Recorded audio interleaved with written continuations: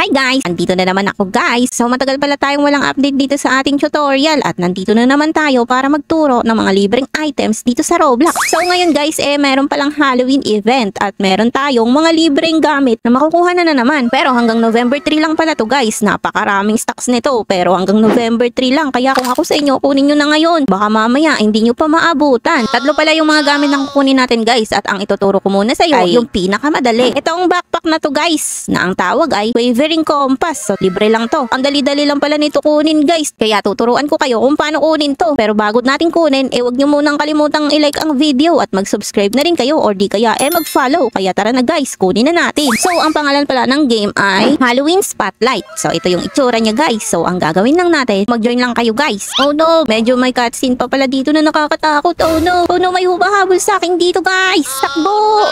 Oh no!